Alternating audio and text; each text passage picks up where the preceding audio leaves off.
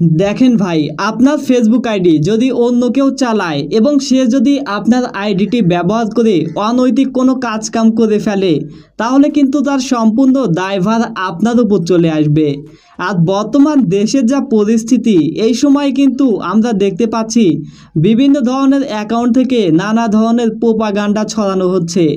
আর এজন্য কিন্তু অনেক সময় আইনশৃঙ্খলা রক্ষাকারী বাহিনী বিভিন্ন ধরনের অ্যাকাউন্টগুলোতে তল্লাশি করে থাকে।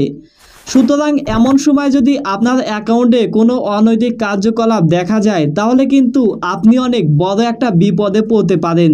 সুতরাং এখনই আপনারা জেনে নেওয়া প্রয়োজন আপনার ফেসবুক আইডিটি আপনি ছাড়া অন্য কেউ ব্যবহার করছে কিনা।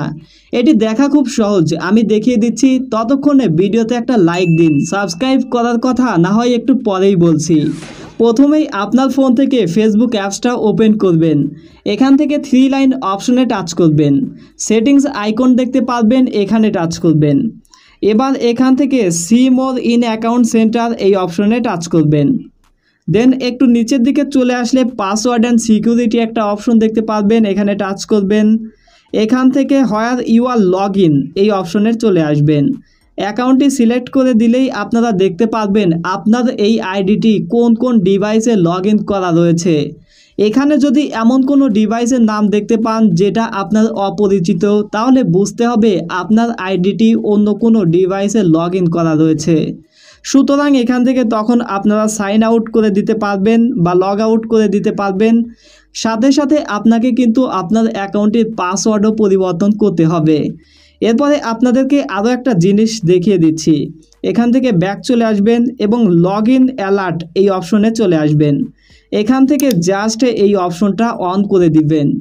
এতে করে আপনার অ্যাকাউন্টে কেউ যদি লগ ইন করার চেষ্টা করে, তাহলে ফেসবুক আপনাকে সাথে সাথে জানিয়ে দিবে, আর তখন আপনি সতর্ক হতে পারবেন। সো আপনারা এই অপশনটি অবশ্যই চালু রাখবেন। আর একটা বিষয়, আপনারা অনেকেই সহজ মানের পাসওয়ার্ড ব্যবহার করেন। দেখেন ভাই, আপনার ফেসবুক আইডির পাসওয়ার্ড যদি সহজ হয়, তাহলে কিন্তু হ্যাকাররা খুব সহজেই হ্যাক করে নিতে পারে। সুতরাং অবশ্যই কঠিন মানের পাসওয়ার্ড ব্যবহার করবেন। তাহলে এবার চ্যানেলটা সাবস্ক্রাইব করার কথা বলাই যায়। চ্যানেলটা সাবস্ক্রাইব করে দিবেন আর ভিডিওটা বন্ধুদের মাঝে অবশ্যই শেয়ার করে দিবেন। আল্লাহ হাফেজ।